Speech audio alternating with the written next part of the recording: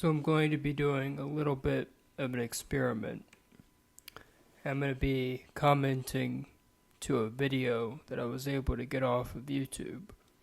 So in this, you're going to hear me occasionally interject little comments in between the video that I'm reacting to. So let's see how this goes. Interestingly enough, I have been thinking about doing a video about 1090Jake for a while now. It's an interesting story that he tells, and I'm not here to tell you that he's 100% telling the truth.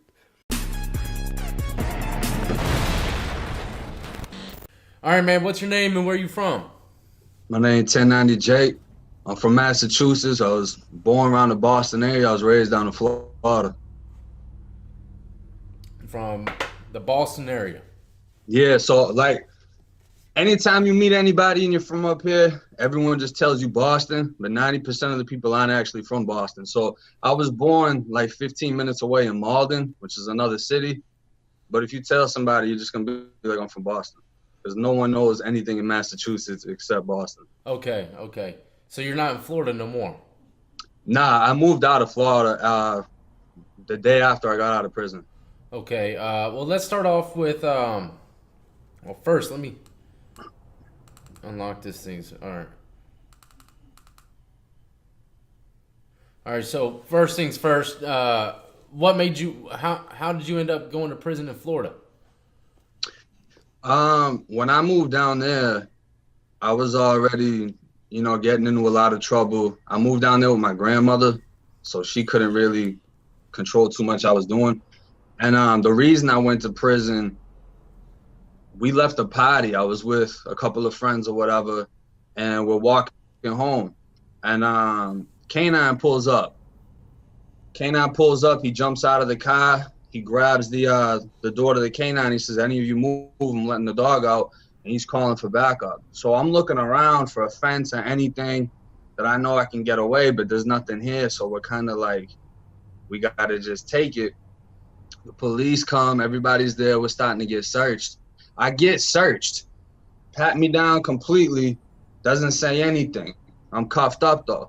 So they tell us that we tried to break into a car and the homeowner called the police. We never did, though. We never did. The charges were dropped within like a couple of weeks on a burglary of a conveyance.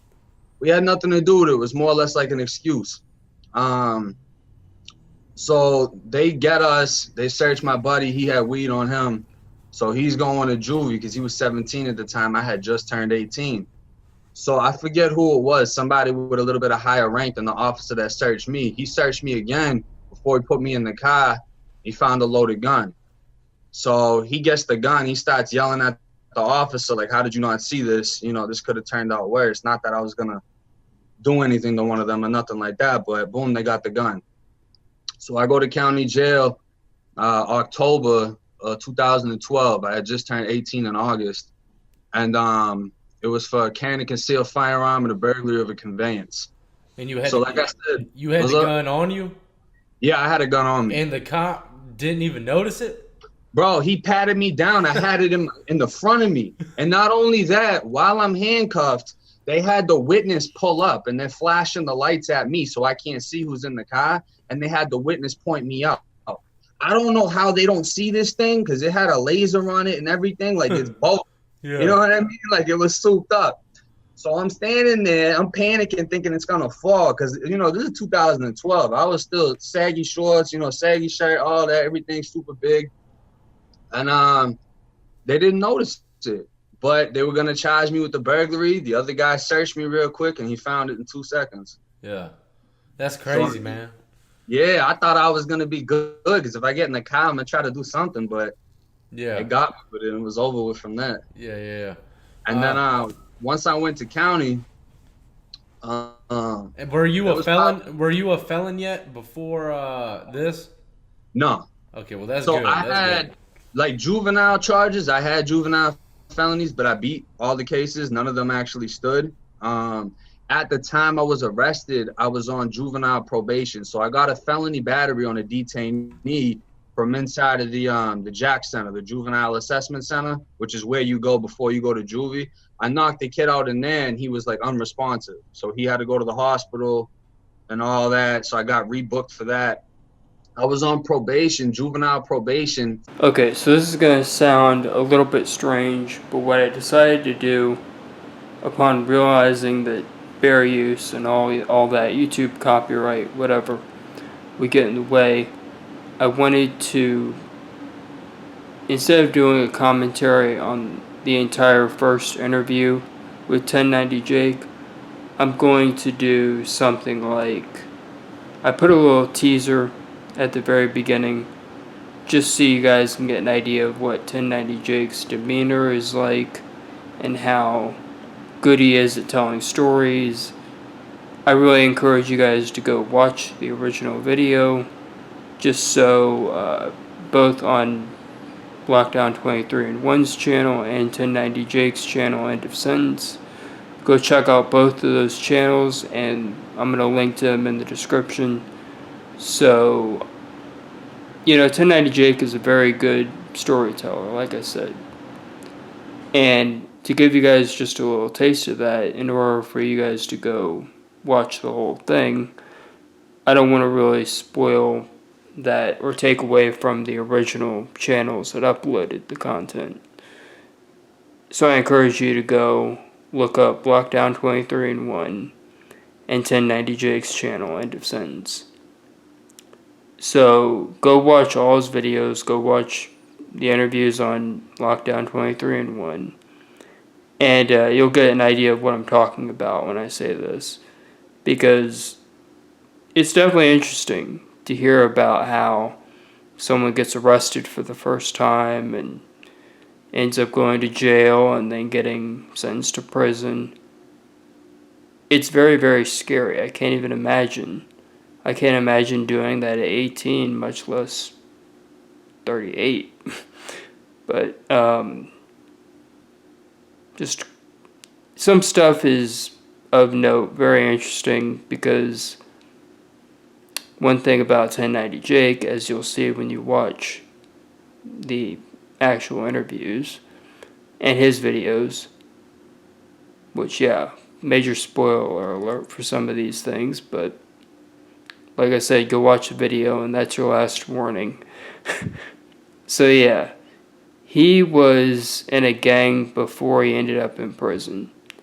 He was a member of the Bloods. I don't exactly know which blood gang group he was in, but it's very interesting because he was the white dude in the gang. So he wasn't like black or anything else.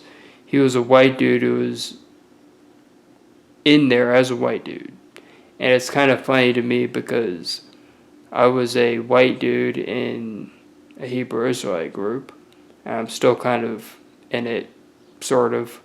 But yeah, it's just very interesting, and that's part of his story that kind of resonates with me, because as a white dude in a group that's made up of mostly black people, some funny things arise, and I could go into that later because I should do a whole thing on my own Hebrew Israelite experience. But I just found that really funny when I'm watching his interviews. So I'm just going to put this up. I hope you guys will go check out 1090 Jake's channel, End of Sentence.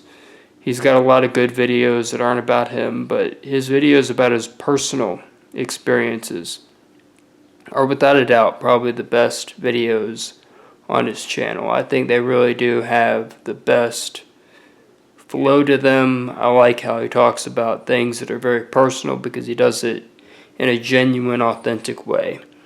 I don't say that to totally be overly complimentary. I just, from what I can tell, he's the genuine, real thing. I know what I said in the intro, but I'm kind of walking that back a little bit. So it's a very interesting channel. He's a very interesting guy. And I gotta say, big thank you to Death, Lockdown 23 and 1 for bringing this awesome guy onto YouTube and for encouraging him to create his own YouTube channel. I definitely appreciate that, and I appreciate 1090 Jake. And I'm hoping that you see this, Jake, because I'm definitely a fan of yours, and I hope you hope your career continues to go in a good way. Keep up the good work, man. Thank you. Oh yeah, and it wouldn't be...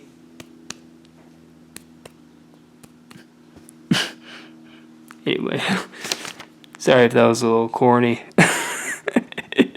My apologies. But yeah. Keep up the good work, man.